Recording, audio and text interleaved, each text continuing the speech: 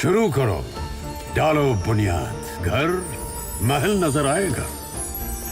Wonder लाइए, wonder अपनाइए, फर्क नजर आएगा। वंडर सीमेंट, फर्क नजर आएगा। नमस्कार, मैं हूं रविंद्र जैन और आप देखना शुरू कर चुके हैं सबकी खबर। मध्य प्रदेश में कुछ ऐसा होने वाला है जिसकी कल्पना हमने नहीं की थी। संवैधानिक कुर्सी पर बैठे यानी रेरा के चेयरमैन, मध्य प्रदेश के वरिष्ठ आईएएस अधिकारी रहे एपी श्रीवास्तव, अजित प्रसाद श्रीवास्तव के खिलाफ कभी भी एफआईआर हो सकती है और ये एफआईआर भ्रष्टाचार के मामले में होने वाली है। बेशक रेरा के सचिव कितने भी पत्र लिख लें, लेकिन अब ऐसा लगता है कि सरकार मन बना चुकी है एपी श्रीवास्तव को गिरफ्तार करके जेल भेजने की। ये बात मेरे सूत्र मुझे बता रहे हैं और ये पूरा मामला है रेरा के चेयरमैन और मध्य प्रदेश सरकार के टकराव का मामला है। सरकार ने संकेत में सीधा सीधा इशारा किया हुआ है, संकेत दिया हुआ है कि एपी श्रीवास्तव जी इस्तीफा दीजिए और घर जाइए। यदि एपी श्रीवास्तव जी इस्तीफा नहीं देते हैं तो अब उनके खिलाफ एफआईआर होगी। हमारी जानकारी के अनुसार ईओडब्ल्यू आर्थिक अपराध अन्वेषण ब्यूरो ने अब एफआईआर के लिए कानूनी सलाह लेना शुरू कर दिया है। पूरा मामला यह है कि एपी श्रीवास्तव मध्य प्रदेश के सीनियर आईएएस रहे हैं। शिवराज सिंह चौहान उनको मुख्य सचिव बनाने का वायदा कर चुके थे, लेकिन किसी कारण से चौथे कार्यकाल में शिवराज जी उन्हें मुख्य सचिव नहीं बना पाए। तो इस कारण से केवल ये जो एक एहसान टाइप था, शिवराज जी ने उन्हें रेरा का चेयरमैन बनाया।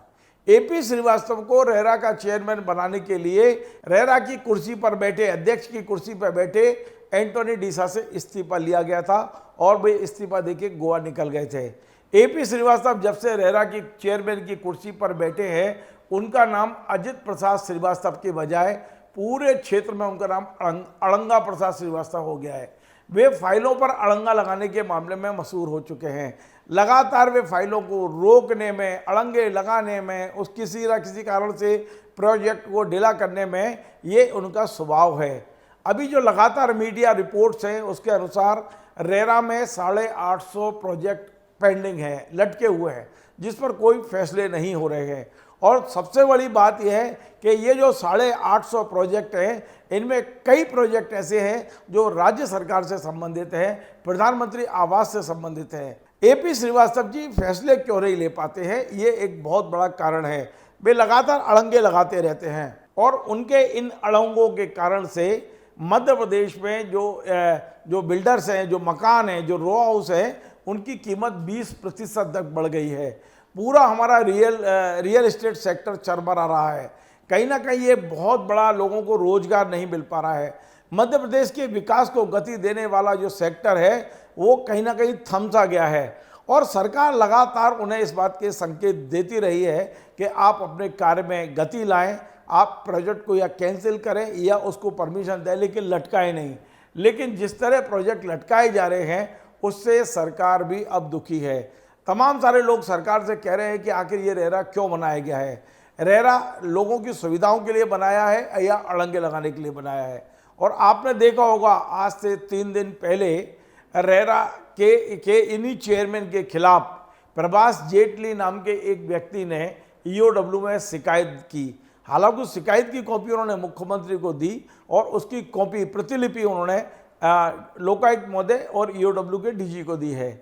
27 तारीख को ये शिकायत हुई है और 28 तारीख को ईओडब्ल्यू ने इसमें जांच शुरू कर दी।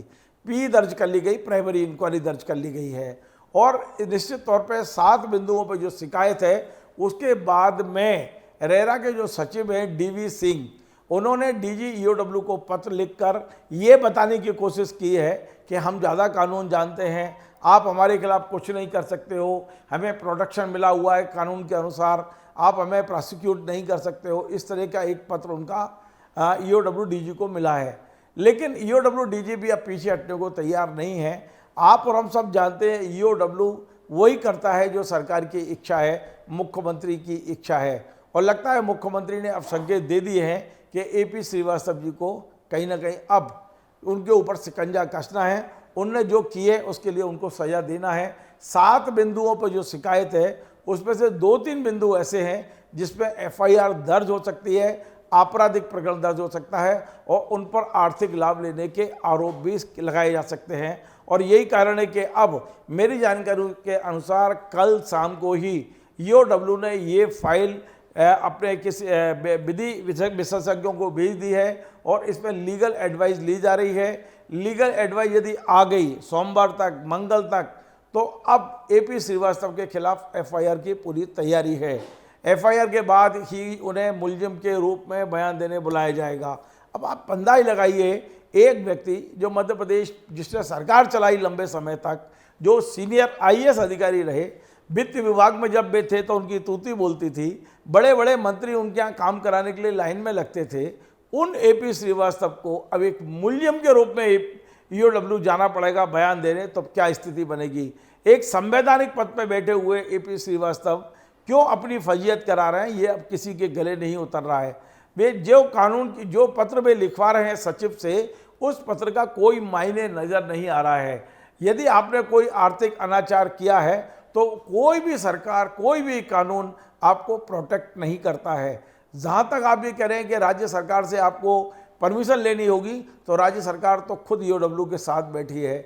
1 मिनट नहीं, 1 सेकंड नहीं लगेगा आपके खिलाफ परमिशन देने में, क्योंकि नीचे से ऊपर तक पूरा सेक्टर आपसे नाराज है, सरकार आपसे नाराज है। ऐसे में मध्य प्रदेश में एक संवैधानिक पद पर बैठे हुए व्यक्ति की फजीयत हम अपनी आंखों से देख रहे हैं और इसके लिए दोषी कोई और नहीं, स्वयं एपी श्रीवास्तव जी हैं, जो खुद कुर्सी से चिपके रहना चाहते हैं, काम नहीं करना चाहते हैं, अड़ंगे लगाना चाहते हैं। और हमने खुद देखा, हम लंबे समय तक बल्ला उनकी रिपोर्टिंग करते रहे हैं। जब ये फाइनेंस डिपार्टमेंट में थे तब भी उनका एटीट्यूड यही था। कुछ अधिकारियों का स्वभाव होता है जिन्हें दूसरे के कष्ट में आनंद आता है, दूसरा परेशान हो तो आनंद आता है। मुझे लगता है, व्यक्तिगत मेरी राय है, कि एपी श्रीवास्तव जी उन अधिकारियों में से हैं जिन्हें दूसरों को कष्ट देने में आनंद आता है। आज यदि 850 बिल्डर परेशान हैं तो एपी श्रीवास्तव जी को बेहद आनंद आ रहा होगा। उन्हें इस बात की चिंता नहीं है कि ये सेक्टर बैठ रहा है, प्रदेश का विकास थम रहा है, मकान महंगे हो रहे हैं, सरकार परेशान है, कोई फर्क नहीं पड़ रहा है। और अब यही कारण है कि अब वे खुद परेशानी में पड़ चुके हैं। अब देखते हैं कि जब एपी श्रीवास्तव परेशानी में होंगे तो आनंद कौन लेगा, क्योंकि वे जीवन भर आनंद लेते रहे हैं लोगों को परेशान करके, ऐसा मुझे महसूस होता है। मैं कोई सबूत नहीं है, मैं कोई दावा नहीं कर रहा हूँ, लेकिन मैंने जो महसूस किया उनके बारे में वो अपना अनुभव आपसे शेयर किया है। एपी श्रीवास्तव जी इस समय गंभीर संकट में हैं और कोई बहुत बड़ी बात नहीं है कि अगले कुछ घंटे में हो सकता है कि राज्य सरकार के साथ में उनका कोई ऊपर डील हो जाए, तो मैं नहीं कह सकता हूं। लेकिन फिलहाल जो संकेत हैं, जो तैयारी हैं, वो ईओडब्ल्यू में एपी श्रीवास्तव के खिलाफ एफआईआर की तैयारी अंतिम चरण में चल रही है। जैसे ही लीगल ओपिनियन आएगी, एपी श्रीवास्तव जी के खिलाफ एफआईआर होगी और वे एक मुलजिम की तरह ईओडब्ल्यू में बयान देते हमें नजर आएंगे। आपको हमारा कार्यक्रम पसंद आए, आप इसे शेयर करें, लाइक करें, कमेंट करें और आपसे बार बार निवेदन है हमारे इस चैनल को सब्सक्राइब अवश्य करें। धन्यवाद। शुरू करो, डालो बुनियाद, घर महल नजर आएगा। वंडर लाइए, वंडर अपनाइए, फर्क नजर आएगा। वंडर सीमेंट, फर्क नजर आएगा।